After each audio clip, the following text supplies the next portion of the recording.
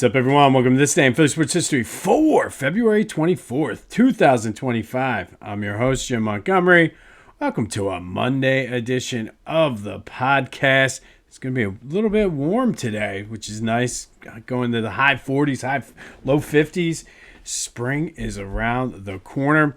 But before we get into today's episode, let's do a little housekeeping.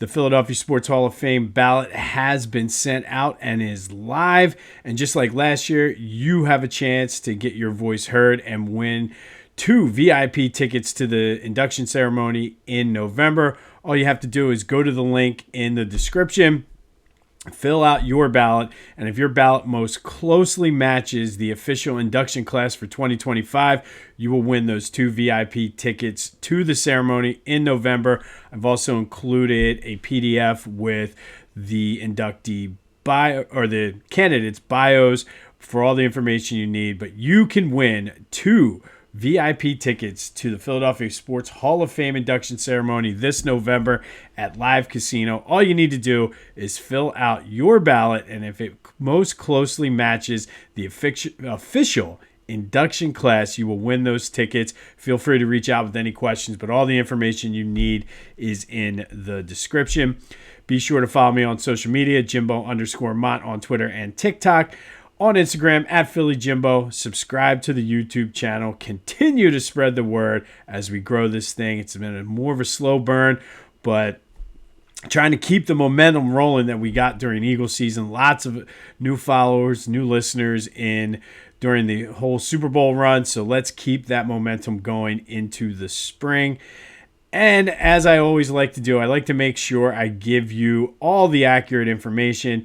Yesterday, when we were doing our Black History Legacy Maker Spotlight on Fred Carter, I mentioned that he was the Sixers' first black head coach, and I talked about the other black head coaches they had that he helped pave the way for. I did leave out John Lucas and Johnny Davis, who also coached during that dreadful time of the post-Barkley, pre-Iverson era. Completely forgot about that. And John Lucas, as you know, his son is responsible for knocking out Jameer Nelson and that magical St. Joe's team in 2004. So there's like a double Philly tie there. But I always like to keep it in there. And I forgot to mention John Lucas and Johnny Davis, who were also black Sixers coaches. All right, let's get into some Phils. And yesterday, I guess it was the day before Saturday, Weston Wilson strained his oblique. He's going to be out at least 6 weeks, which he was expected to make the team. So now all of a sudden, spring training got a little bit more interesting. There's going to be some competition for one of those final best bench spots. Likely will be Cody Clemens, who is out of options, but Buddy Kennedy certainly is going to have a shot. Cal Stevenson will still have a shot. Maybe one of the young guys can play their way into a spot on the bench. We'll see what happens, but I think it's opening up the door for Edmundo Sosa to get some more time in left field as well. But with Weston Wilson starting on the IL now and being out 6 weeks, it's going to be some fun competition in spring training for that final bench spot. Something to really keep our eye on. I did get a chance to watch some of the game yesterday. It was good to see Justin Crawford. I didn't realize how tall he was. But late in the game, he got on base, and then was driven in on a moonshot by Gabriel Ricones, who has some injury problems in his history, but has the potential to be a stud, man. Like, that was just an absolute moonshot. I think the future is going to be okay for the Phillies. Yes, they have some guys playing in front of them with some big contracts, but these guys are hungry. And throughout the broadcast, they were talking about how the Phillies have a timeline for these guys, but these guys just keep busting through and really working their way up. Crawford, Ricones, Aiden Miller, those guys really are getting some playing time here in spring and really impressing a lot. So we'll see what happens. I fully expect to see some of those guys coming up at various points throughout the year, maybe to get a couple major league at bats and get some experience. But like I said, it was good to see Justin Crawford and Gabriel Ricones play well. And if you didn't check it out, like, Ricones' home run was an absolute blast. Schwarber, Castellanos, and Brandon Marsh did play yesterday. Was kind of shocked to see Schwarber hitting leadoff. I know that Trey Turner didn't play, but you would have thought they would have given Schwarber some at-bats at the cleanup spot. I think the rationale was they wanted to make sure he was only playing a certain amount of time, wanted to make sure they got the most at-bats out of him. But it's a whole different mindset from hitting leadoff to hitting cleanup. So, yes, he's a veteran. Yes, I think he's hit cleanup before, but still would like to see if that's the way they're going to go. I want to see him get as many at-bats in the cleanup spot as possible. Tyler Phillips did not look good. But Christopher Sanchez is on the mound today, weather permitting, in Florida as they take on the Pirates. And Paul Skeens going for the Pirates today. I think Trey Turner is going to play. A lot more of the regulars are going to play today if they get the game in. But that is our spring training report from Clearwater. I'll be going down in 2 weeks.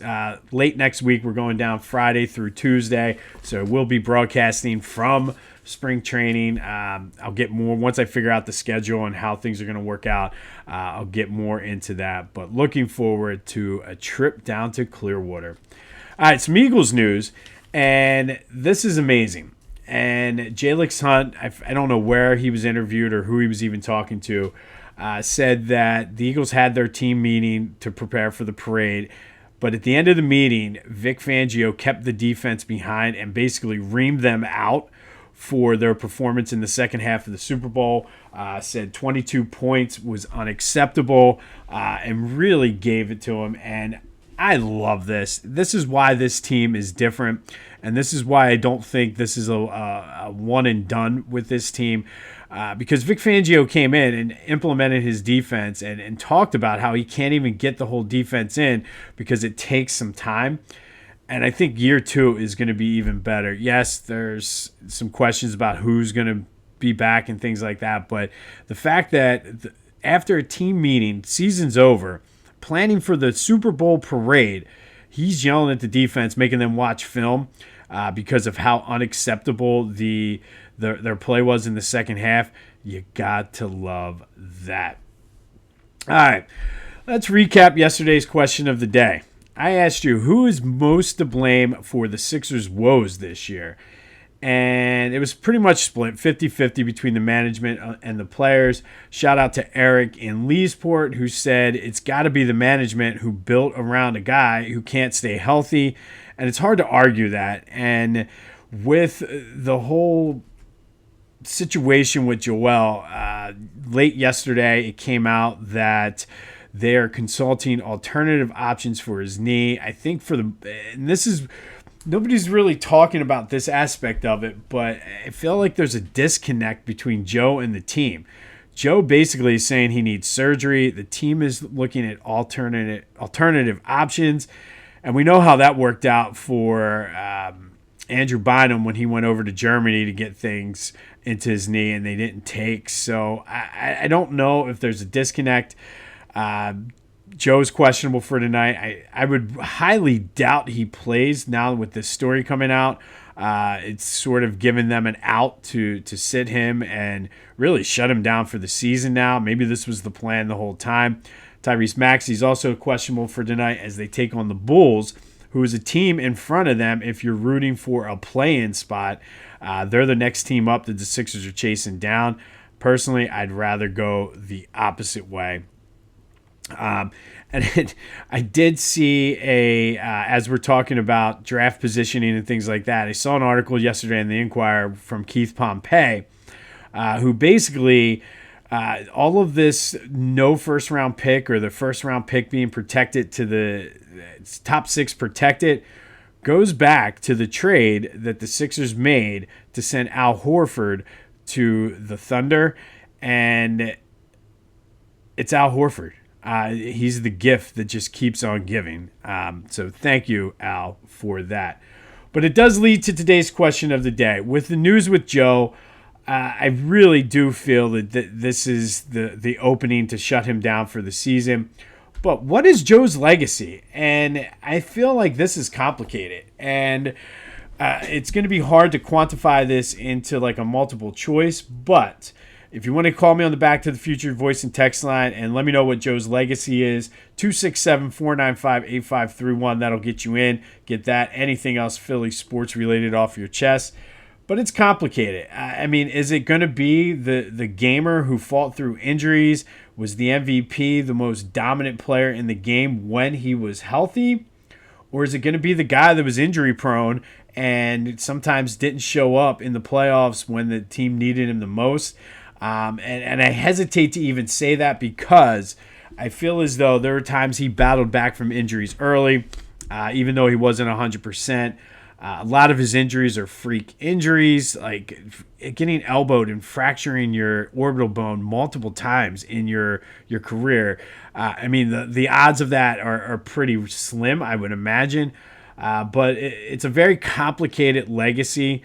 I'm not saying he's completely done, but it certainly appears that we've seen the best of Joe. So what is his legacy? 267-495-8531. Let me know what your thoughts are. I mean, I think it's a mix between the gamer who was dominant, who encapsulated the city when he was good. But, I mean, he came up short a lot of times in the playoffs. Not all of them were his fault. But as the star of the team, you're going to take a lot of the blame for that. And there certainly were times where he did not show up when he could have, specifically that Boston series. But again, he was hurt. And is that his legacy, an injury-prone big man? And I really do feel bad for him because I do feel as though his effort is there. He just cannot stay healthy. But what are your thoughts on Joe's legacy? It'd be interesting to see where this goes. So call, text me, let me know what your thoughts are on Joe's legacy. And then be sure to check out my friends over at the Clashing Conferences podcast.